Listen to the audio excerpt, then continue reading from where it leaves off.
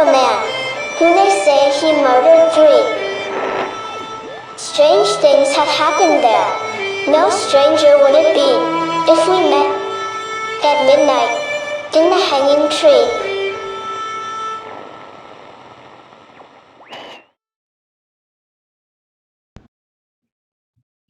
Welcome to the show. I'm your host, Chris James. Way back when I was still a firefighter, I decided to buy a new bike. I went to the local shop, which was 13 miles away. Seabrook was a small town and didn't have a bike shop. It did have 10 bars, one bank, and a grocery store. Seabrook was a fishing town, which for me was weird because I don't eat fish. I had to drive through El Lago, past NASA, through NASA Bay to get to the closest bike shop, which was in Webster. I bought a 10-speed, which actually had 10 speeds, and then I drove back to my apartment so I could drop off my pickup and go for a ride. I was in good shape at the time, but I hadn't ridden a bike in years. That night, I was seriously sore. The next day, I thought my legs were going to fall off. This was made worse by having to go to work. The part of my body making the most contact with the bike was very unhappy. I stood most of the day. Good thing there were no fire calls and only a few ambulance runs. Once my body got used to biking, I decided to take my bike to work. This was a 10-mile trip, and I rode around to the edge of Johnson Space Center. I had my uniform and a backpack, along with any of the things I might need. As I was setting out, I stopped for a cup of coffee at the local convenience store. This was when I discovered you can't ride a bike and drink coffee. Not with much success. I waited to get to work after that to consume my libation of choice. At the time, I was willing to drink hot black water as long as it had caffeine. Those days are long ago. I still ride a bike. I bought from Mike Doyle back when some clown had stolen my pickup. He special ordered it for me from Specialized. I miss that guy. He was always so happy and positive. You could walk in there with one arm in a sling, and he would say, "Well, at least your other arm still works." He went into the hospital, and he never came out. If you're in Laredo and you see me on a bike, I will be wearing an Organic Man Coffee Truck t-shirt. I have a half dozen. I only drink the best coffee these days. Just because it's black and hot doesn't mean it's coffee. If you are at that point in life where coffee is more than just a drink, head over to 4501 McPherson to see what the best coffee in the universe tastes like. If it's just too far, you can go to organicmancoffeetrike.shop and order a pound or two. Ryan Dionker from Australia sent me an email suggesting something in the line of strange bicycle stories. His son is into doing stunts on his bike, and they started watching Berm Peak with Seth Alvo after I mentioned the show last week. The first verifiable claim for a bicycle design belongs to a German baron named Karl von Droyce Sauerbrunn, a civil servant to the Grand Duke of Baden in Germany. Droyce invented his running machine in 1817. It had a seat, a steering bar, and two wheels. You would sit on it and run at the same time. There were no pedals or gears. Van Droyce patented this design in 1818. as the first commercially successful two-wheeled, steerable, human-propelled machine, commonly called a velocipede, or nicknamed the hobby horse, or the dandy horse. Construction almost entirely was made of wood. The velocipede weighed 48 pounds and it had brass bushings within the wheel bearings, iron shod wheels. The rear wheel had a brake, and it had a 6-inch trail off the front wheel for self-centered caster effect. The first mechanically propelled two-wheeled vehicle is believed to have been built by Kirkpatrick Macmillan, a Scottish blacksmith, in 1839. This was a rear-wheel drive design used mid-mounted treadles connected to rods to the rear crank, similar to how a steam locomotive is driven. The first widespread commercially successful design was French in 1863. This design was similar to Macmillan's bicycle. It used rotary cranks and pedals mounted on the front wheel hub. It was difficult to pedal the wheel that was used for steering. The use of metal frames reduced the weight and provided sleeker, more elegant designs, and also allowed mass production. In England, the velocipede earned the same name, Bone Shaker, because of its rigid frame and the iron-banded wheels that resulted in bone-shaking experience for riders. It's not at all it shook. Pedaling made it easier for riders to propel the machine at speed, but the rotational speed limitation was created stability and comfort concerns, which would lead to a large front wheel of the penny farthing. In England, a penny was much bigger coin, and a farthing was a tiny coin, just like the wheels on the high bike. Just so you'll know, we do not have pennies here in the United States. We have a 1 cent coin, which is 1% of a dollar. People call them pennies all the time, but they're not pennies. The high bicycle was a logical extension of the bone shaker. The front wheel enlarged to enable higher speeds, and the rear wheel shrank. The frame was much lighter. Frenchman Eugene Mayer is regarded as the father of the high bicycle. The major problem was the rider was high up and close to the front. If he had to slam on the brakes, he was going to do a head plant, and nobody had invented the helmet yet. Jock straps were invented in 1874 to provide support for the bicycle jockeys. Riding over cobblestones made a certain part of the male anatomy bounce around, which became quite painful. The first commercially successful bicycle helmet was created by Bell Sports under the name the Bell Biker in 1975, 101 years later.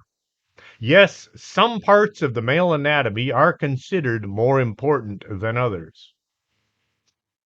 The development of the safety bicycle in 1885 was arguably the most important change in the history of the bicycle.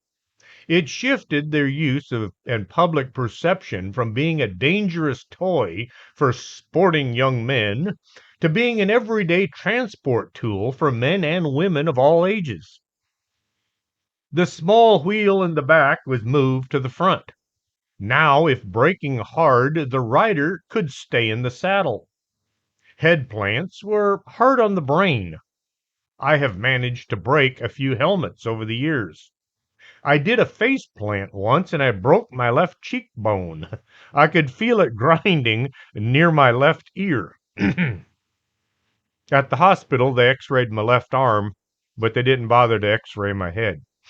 until the doctor got after him. Bicycles continued to evolve to suit the varied needs of its riders. The derailleur, developed in France between 1900 and 1910, was improved over time. Today, you need to decide where you're going to ride in order to pick out the right bike. Street bikes do not do well on trails. Trail bikes can be too clunky for street use. Mike Doyle got me a Cross Trail by Specialized. It's half street bike and half trail bike. If you ever rode through Laredo, you'd understand why. Weird bike stories and weird bike riders.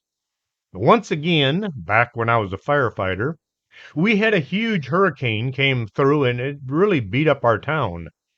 We had become an island because all the bridges into town were underwater. Fortunately, the fire station sat on high ground and my apartment wasn't.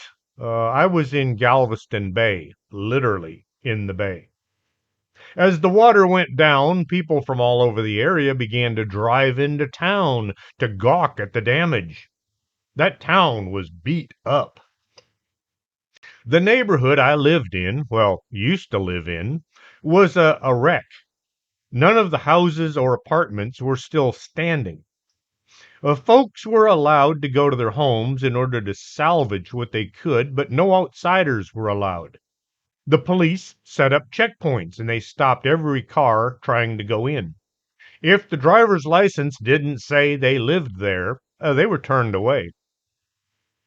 It was a small town, and we only had a few officers, so they deputized a few of us firefighters to help man these locations.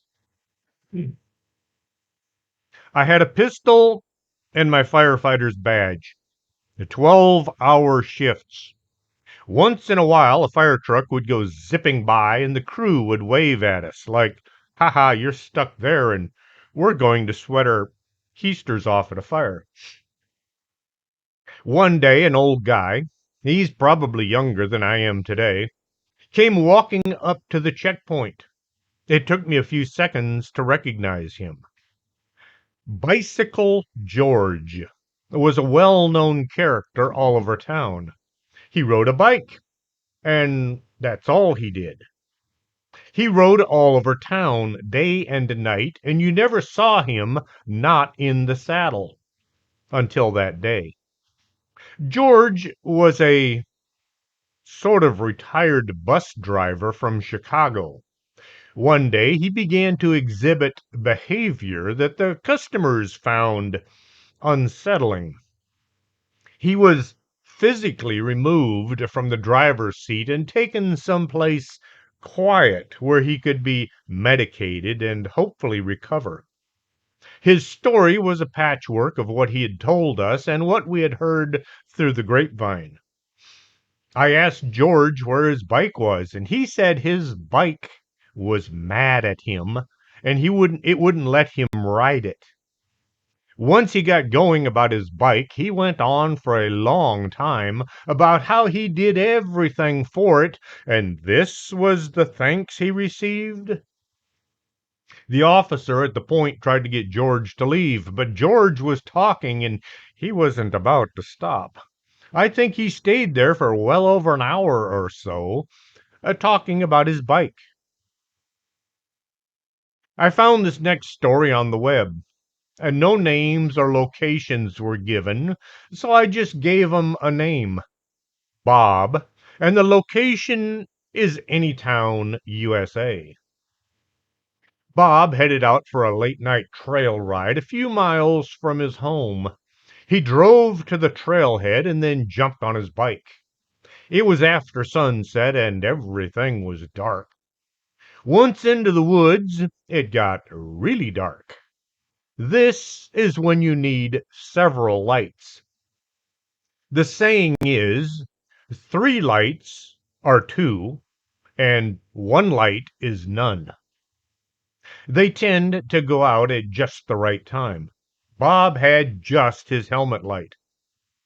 There had been news report a year earlier of a body being found in these woods, but the idea of a killer sticking around was far from Bob's mind. The trail was a 1 hour loop. He started out going up Blueberry Trail to the top of a small mountain. From there, he would take Bones Trail to the waterfall. Past the waterfall was a downhill trail where you could pick up some real speed and really get hurt if you weren't careful. Bob stopped a few times to try catching a few with his cell phone. The valley below was lit up and it looked great through the trees. At about midpoint of the loop, Bob began to get an uneasy feeling. It was as if somebody, or something, was right behind him, looking over his shoulder. In a well-lit room, this can be annoying. In the total darkness of the woods, this can make your life way too interesting. Bob looked over each shoulder, expecting to see another rider. He saw no one. When he faced forward, the feeling would return. It was nearly overpowering. At one point, Bob stopped and he scanned the area behind him. There had to have been someone there. That feeling of having someone right behind him was just way too strong. He rode as fast as he could while still staying on the trail. This was no time to crash. He got to his pickup, threw his bike in the back, and drove home. Once inside the safety of his house, the incident wasn't so bad, just a scary feeling. A few days later, Bob went to the local bike shop. If you ride a bike, sometimes you stop in just to inhale the air. I've stopped at bike shops in towns we were visiting just because. There were a few riders there talking all things bicycle. Bob just mentioned his late night ride and that weird feeling of an unwanted guest. One of the other bike riders got a shocked look on his face. He said the same thing had happened to him just a few days before, which would have been one day before Bob had his experience at the exact same location on that same trail. Wondering if there might be a connection, they did an internet search and they discovered they had their experiences 1 year from the time that victim had gone missing, the one the police had found near the trail. This next story isn't all that paranormal as just plain weird. There are people out there that have weird, dangerous ideas on what is fun. Once again, no names or locations were given, so I'll call the witness Phil. And the location will be a big town or a small city. Phil had been into mountain biking since he was about 12 years old. At the time of this weird story, he was about 21. He was a good trail rider, but not an expert. He set out to take on a challenging trail that he'd already ridden a few times. At the trailhead, Phil met a couple who were about to ride the same trail that he was going to take. They were both around Phil's age and kind of the same outfits. They kind of formed a group. The young woman was very outgoing and talked about how much fun it was to ride the trails. The male companion mostly just smiled and nodded and never said much. I don't know why it is, but folks who wear matching bike jerseys and shorts that also match their helmets and their bikes tend to be a bit standoffish.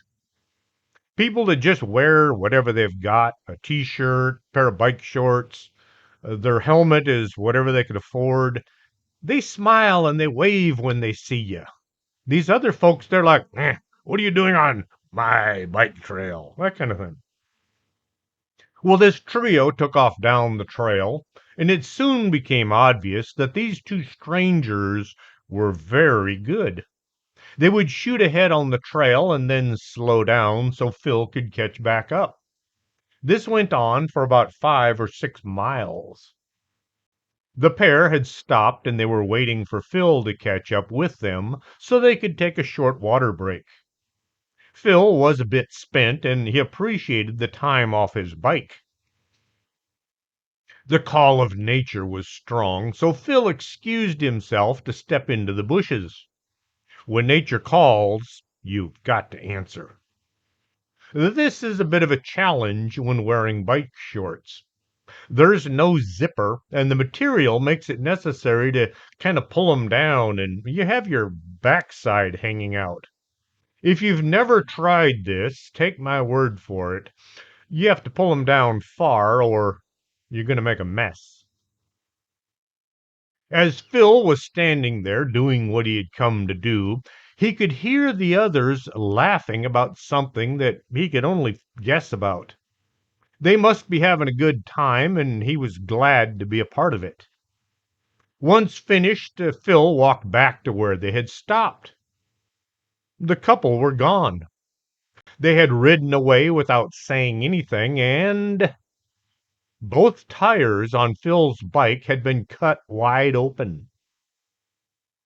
Nothing any amount of patches was going to fix. Phil was at his wit's end. Why did they destroy his tires? Had he done something to upset them or offend them? No answers were coming, and Phil began the long walk back to his car. After about 15 minutes of walking, Phil came to a wire that had been strung across the trail. It was at about neck height had he been on his bike. He had just been on this trail a few minutes ago. The only thing he could think of was that weird couple had stretched this wire to catch some unsuspecting rider and maybe kill them. At a good pace and with nothing to protect the soft skin, this wire would have done a lot of damage to someone. Phil got out his multi-tool and he removed the wire. Now he was on super alert. Every sound might have been that couple out there doing something else nasty. As he walked along pushing his bike, Phil began to wonder what was going on and why. Were these two psychopaths who had found each other and were now out doing away with others? Should he report them? What could he tell the authorities? He didn't see them slash his tires, and he couldn't prove that they had put up the wire. Once back at his car, all he wanted to do was get his bike fixed and head home. No one at the bike shop had ever heard of or seen the pair, and there was not much else to do about them. This is just what I would have done. First off, I would have done some yelling and screaming, threatening to do bad things to them. At the wire, I would have taken down one end so nobody would wind up hitting it, but I would have left the wire attached to the other tree in the bushes. Call the police and let them know what I thought was going on, and shown the wire where it was to the responding officer.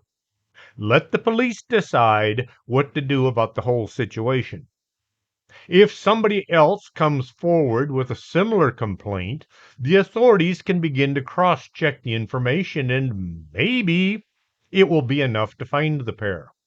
It's not what a lot of folks would do because some folks are afraid to deal with the police. You can get that feeling they think you're guilty because you're not one of them. The folks who want our country turned into a third world nation have done their best to make it us against them. It's not true. It's all just a part of someone's master plan. Someone doesn't like us. At Chickies Rock, they have a biking trail where folks say they have seen some strange things. The trail runs alongside a towering cliff that overlooks the Susquehanna River. At night is when the fun begins. The Albatwitch is a creature described as a small ape-like humanoid with a penchant for stealing apples. According to those that have seen it, this creature has glowing red eyes that pierce the darkness. The Albatwitch is said to reside in the dense woods surrounding Chixie Rock. I did a show about the creature, but I can't find my show notes. The Northwest River Trail follows the old Pennsylvania Canal and it is enveloped in a canopy of trees. It's like riding through a tunnel. Folks riding this trail late in the evening and into the night have seen a man dressed like a train man standing by the entrance to a tunnel. He's holding an old style lantern. Folks think this might be the ghost of a brakeman who was killed in the late 1800s. He doesn't interact with anyone, making him a residual haunting, unless we're not the folks he's looking for. Legend has it he's there to help lost souls find their way to the next level. Others say he's guarding something, keeping us away from it or it away from us. I talk about a bicycle trip. Greg McCaughan and Victoria Cedillo took off from the very top of Alaska in July 2022 en route to Patagonia, Argentina. He is from England and she is from Mexico. They met at a town in Alaska where she was working at a hotel. During their conversation, Greg told Victoria he was going to ride a bike well over 11,000 miles. Victoria hadn't ridden a bike in years, so she said she wanted to come with him. The first weeks were hard on her sitter downer, as well as just about all parts of her body. It's not a straight shot, and they have to take lots of detours. Being on a bicycle, they have to stay off the highway and stick to smaller side roads, some of which are unpaved. If it rains, they were forced to push their bikes through the mud. Good thing they had internal gearing. Internal gearing is when all the gears involved are hidden within the wheel hub. Hub gears work using internal planetary or epicyclic gearing, which alters the speed of the hub, causing the wheel relative to the speed of the drive sprocket. If you understood that, would you please explain it to me? I have a derailleur. I understand how they work.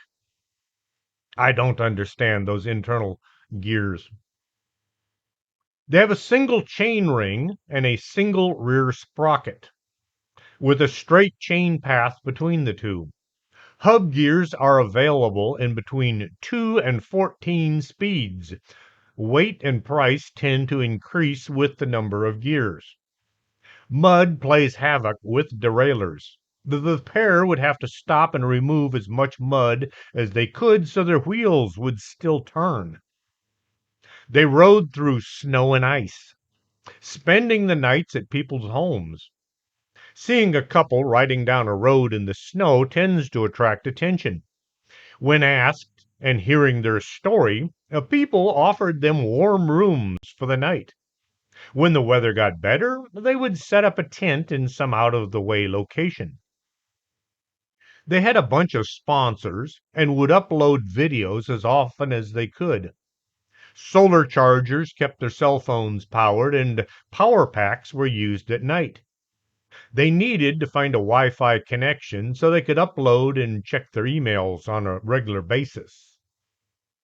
They made it as far as Torreon, Coahuila, when Victoria decided enough of this madness, and she decided she was going to stay with her grandmother.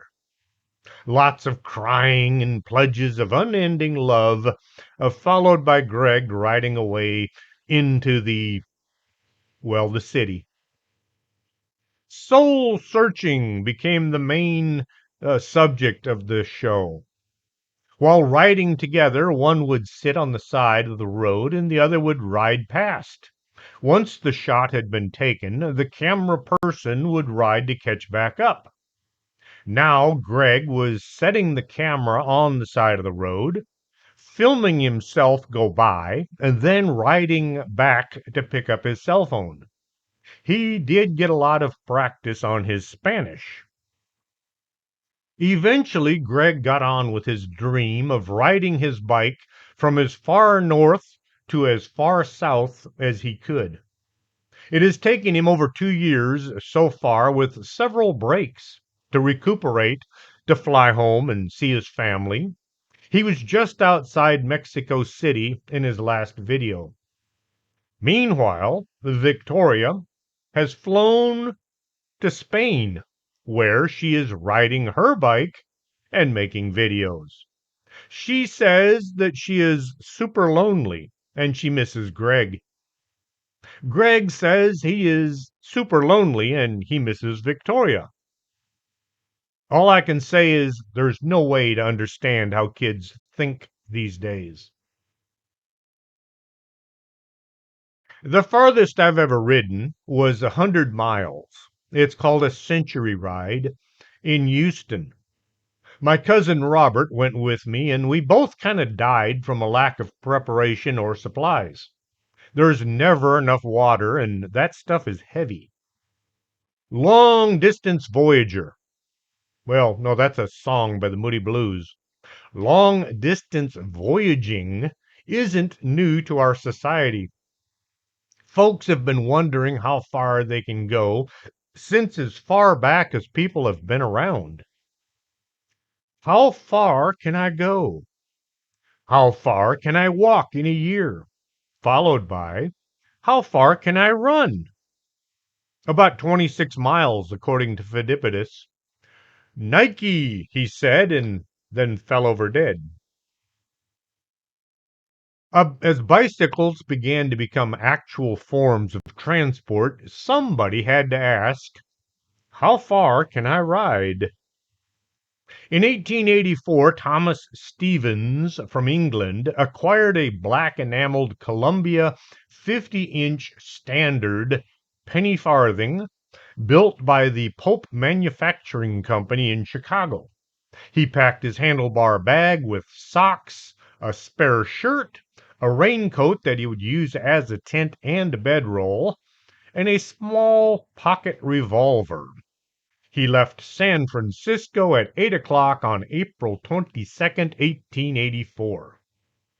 Seeing as bicycles do not work well over oceans, Tom had to take steamships or any kind of conveyances in order to get across the Atlantic and the English Channel and any large rivers that didn't have bridges over them, eventually arriving in Yokohama, Japan, December 17th, 1886. Okay, he didn't actually ride around the world, he did ride the hard parts. His book, Around the World on a Bike, is still available for those of you interested.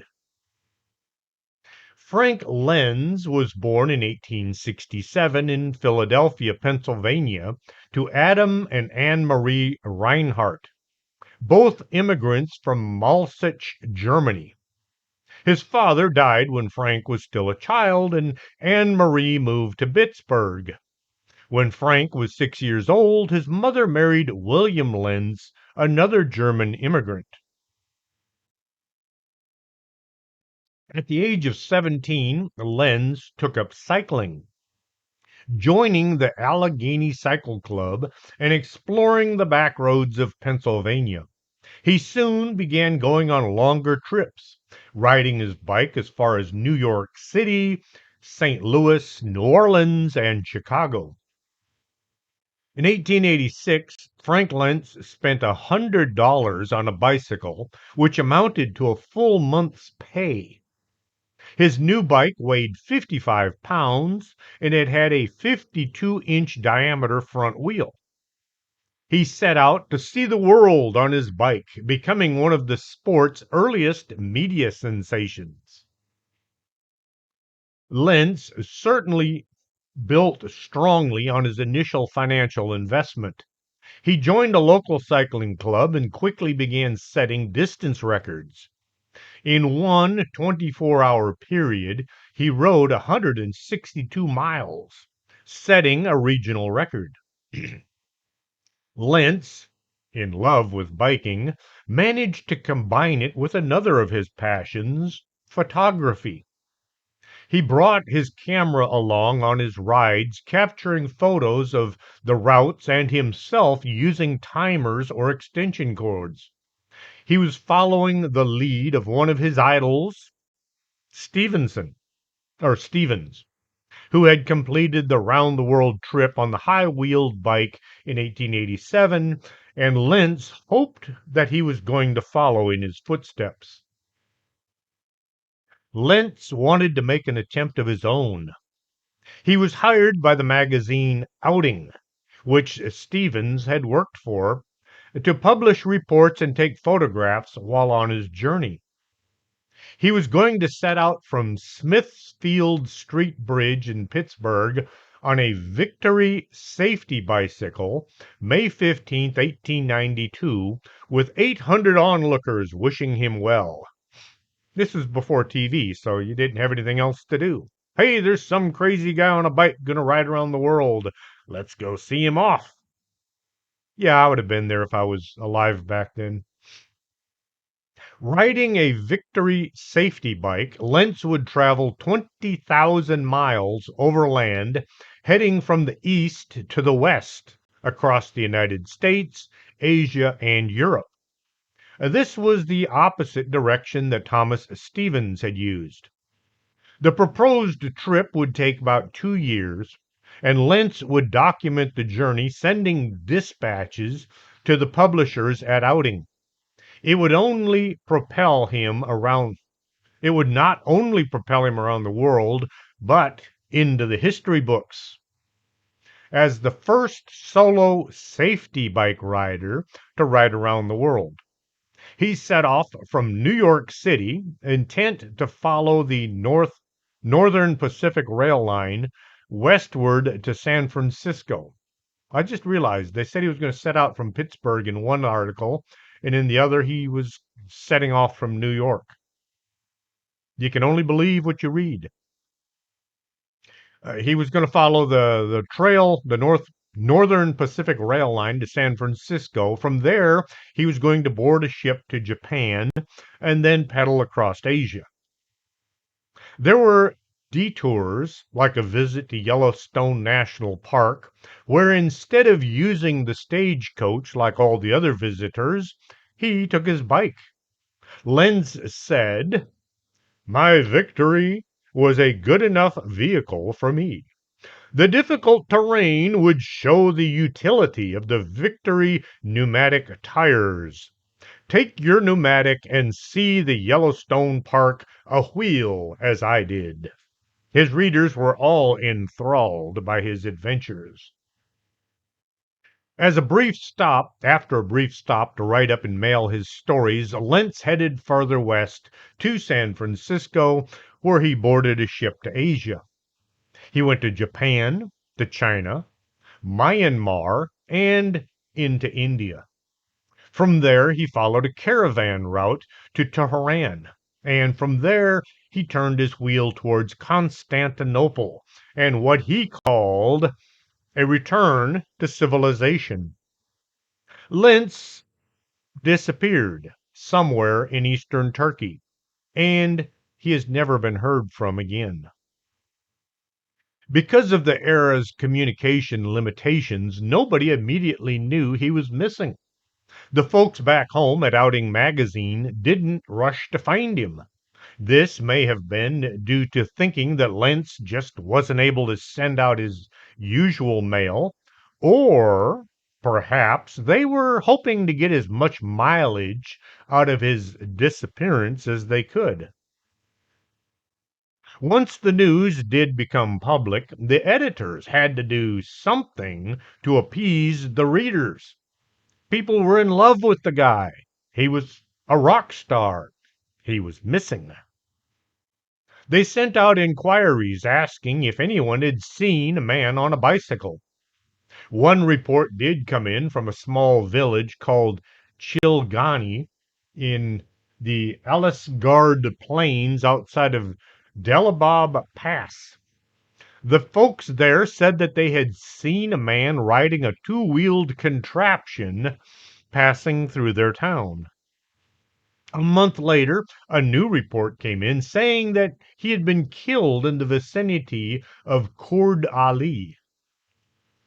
In a search financed by Outing Magazine, fellow cyclist William Shettleben concluded that Lentz likely had been murdered, though the full details were in question and Lenz's body has never been recovered. Lenz went down in the history books as an adventurer. In a eulogy, his publicist remembered him as a phantom cycler whose spirit is yet unbroken, upon whose face there is no trace of fear or hatred or revenge, but a look of mingled kindness and determination. God, they spoke weird back then. People disappear all the time. Maybe he ran afoul of bandits or had a bad cycling accident. Even the safety bicycle had its dangers. He may have eaten something bad and wound up with Montezuma's revenge and no way of treating himself. A huge cat might have made a meal out of him. Tigers kill a lot of people each year, and back in the 1800s, there were a lot more of them to do the eating. Wherever Lentz went, nobody has found him, his bicycle, or any of his gear. In September 2023, I did a show called El Mano Peluda, the hairy hand, which is found in Mexico as well as in Dartmoor National Park. The park sits in the heart of Devon. It's about as far southwest as you can get while still in England. I don't know if it was just the images I could find, but the place looks mystical. If a paranormal entity was looking for a home, this would be the place. The moors, foggy tors, and ancient woodland have long been the inspiration for countless legends and folklore.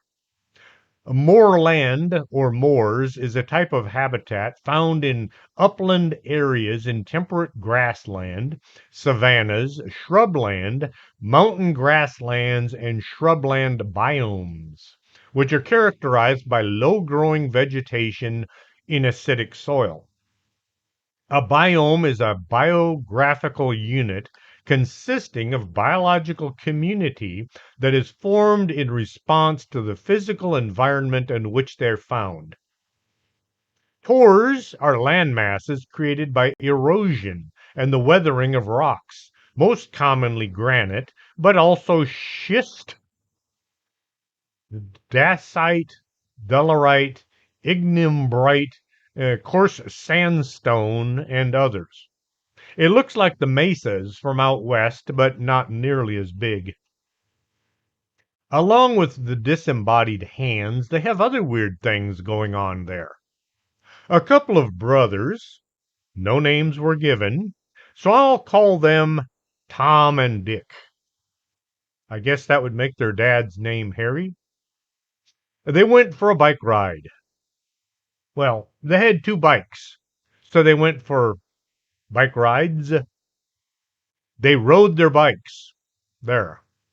They took off for a ride at Dartmoor after not seeing each other for a year, hoping to have a nice, memorable day. There's not much there to look at, but some folks like that sort of thing. I like having trees and water around when I'm riding, but other people like wide open spaces. Somewhere along the route, Tom spotted a pond filled with water hidden between the rocks. This was something to check out, and so he pointed the stop out to Dick. They dismounted and walked over to see just how big this pond might be. Just beyond the rocks it opened up a bit, and there was a lot more room to move about. This was something neither of them had ever heard about. Over in one dark corner of this opening was what looked like a grass and stick teepee, just a thrown together hut of sorts. Tom said they had to check it out in case some strange person was living here in the middle of the park. Later on, people were going to say or ask him who was in the hut. They had to have some answer for him. As they were peeking into the structure, a sound came to them. Someone was sneaking through the grass and the trees a short ways away, stepping on dry leaves that were scattered about. They both spun around to look. Coming at them was a tall, pale creature. The face was nearly flat, and its arms hugged down almost to the knees. As soon as they had turned, the thing stopped moving and just stood there staring at them. Dick broke the silence by saying, "What the heck is that thing?" Was this some guy messing with them? Someone in a costume? Or was it time to get out of there before bad things happened? They ran for the exit. As they ran, the sound of pursuit caught up with them. They ran faster. Once between the rocks they went. Out between the rocks they went, barely slowing down enough to grab their bikes and start pedaling. They flew away as fast as they could, only slowing down as their energy began to deplete. Once well away from the thing, they stopped to catch their breath and compare ideas. They both had the same thoughts. This wasn't any kind of a human. It was some paranormal creature that more than likely would have killed them had it been able to catch them. The thought of going back looked like a non-starter. Instead of going back to have another look, they decided to get the heck out of there, go back home where it was safe.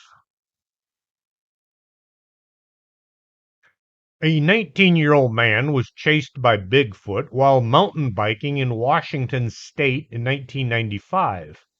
It was wintertime and it had been snowing, but he took off to follow some of the trails that ran through the woods. As he was heading out, a couple came along the trail. They told him there was some kind of a huge animal that had followed them along the path. He was taking the same trail back the way they had just come, and he spotted footprints, bare footprints in the snow. These looked to be 16 to 20 inches long. Nobody would be crazy enough to run around barefoot in the snow out in the woods where there were sharp stones and other things that could cause bad injuries. However, instead of turning back, he convinced himself that these were just tracks of some animal and kept on going. The bike rider followed the trail to its end and then turned around. As he was turning to head back the way he had come, he spotted something about 8 or 9 feet tall watching from behind a tree. It moved from tree to tree, getting closer with each maneuver. The only way to describe this thing was it had to be Bigfoot. The biker got back on his bike and headed down the trail. The thing began to run along behind him. He could smell what he described as rotten eggs and sewage. The creature was running along through the woods. As the biker threw through the trees, he noticed the trail was going to bend towards the creature, and this would make him and it wind up in the same place at the same time. He put on a burst of speed and prayed he would not crash. The biker zipped past the Bigfoot with inches to spare. He didn't look back, keeping his full attention on the trail ahead. After pedaling as fast and as far as he could, he stopped to catch his breath and get his bearings. The creature began yelling from just a few yards behind him. This was all it took for him to get going once more. When he got to the parking lot and rode over to his car, he could hear the thing crashing through the brush. It sounded like it was now circling his position. The man jumped in his car and sped out of there as fast as he could. This Bigfoot that was chasing him would slow down any time he slowed down. If he stopped, it would make noises and continue the pursuit. There was no doubt the creature could have caught the cyclist at any time along the trail, yet it didn't. Why did the bike rider get away from something that by all rights should have outrun him and done to him whatever it pleased? This makes me think about the fear eaters that are sustained by taking in energy in the form of emotions. The idea isn't to catch the prey, but to scare the heck out of it. The bike patrol was the best way to catch aliens in the downtown area.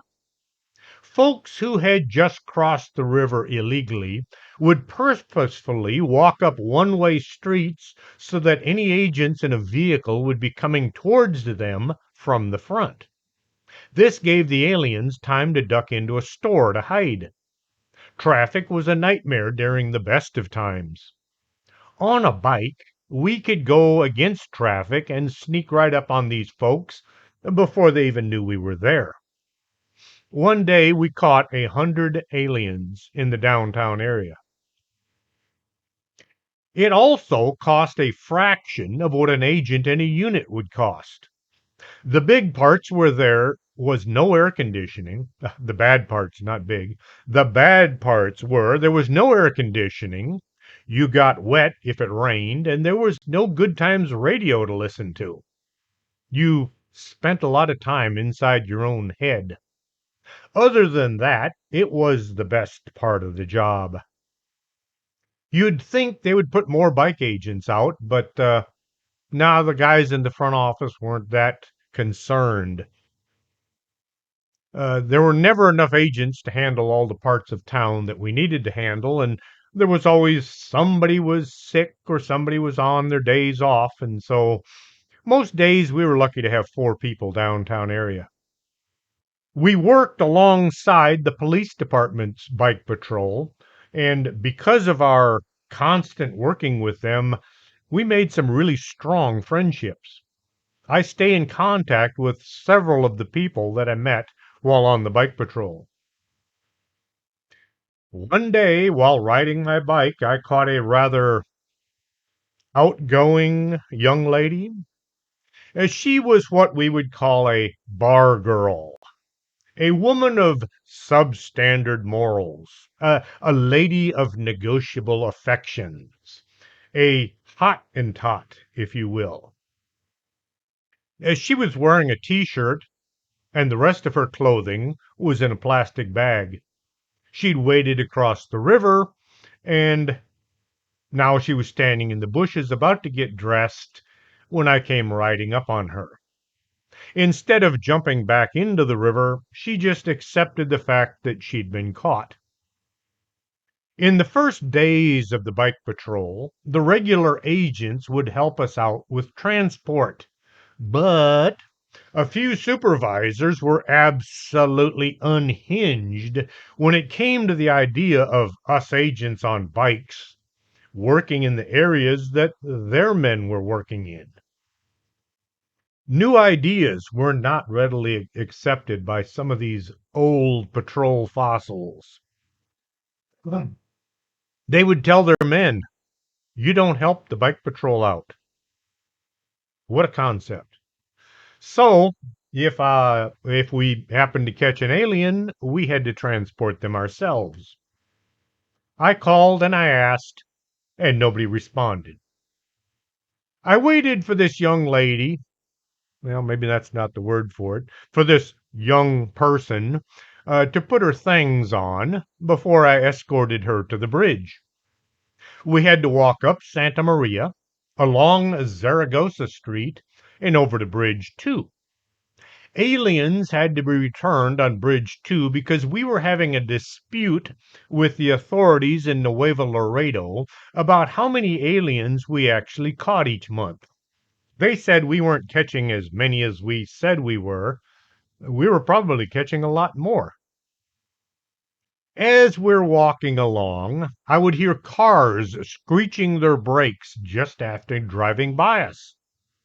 Folks were yelling all kinds of comments about this young woman, which were not the kind of things you should say to any young woman. She would just smile and make an even bigger exhibition of herself. She was swinging her hips so hard, it was comical. It was one of these, like, that's not how you walk, lady, but she was putting on a show for the folks in the cars. It took me a few minutes to realize that she had on tan colored, skin tight spandex shorts that just happened to match her skin tone perfectly. From any angle, it looked as if she was wearing a t-shirt, high heels, and nothing else. I wonder how many of those guys thought that she was actually putting on a show for them. Well, she was. Hope you enjoyed tonight's show. If you did, tell your friends, tell your neighbors, tell people you don't even know they should be listening to Strange Things with Chris James. If you have any stories you'd like to share with me or the listening audience, or you'd like to see in print, send them to me at Strange Things with Chris James. Sorry about that. That's my podcast address. Send them to me at strangethings@arkanasa.com. Anything to do with UFOs, cryptids, strange stories that your grandfather told you when you were little. As long as they're true, send them to me. I'll put them in my next book, or I'll talk about them on the show. Sometimes I'll even do both. That's how I get all of my stories for all of my books. If you'd like to read some of my books, you can find them at Organic Man Coffee Trike, 4501 McPherson. They have the the books, the Laredo Paranormal Research Society, Fort McIntosh and the Paranormal, Paranormal Laredo, Paranormal Stories, and my latest book called UFOs. UFOs is kind of a compilation of stories from the other books, but it only deals with spacecraft. If you have a story you'd like to send me, by all means, send it to me. I'll work it into a readable form and I will send the draft back so you can read it and say, yep, that's what happened, or wait a minute, that's not what I said. Until next Saturday, this is Chris James for Strange Things.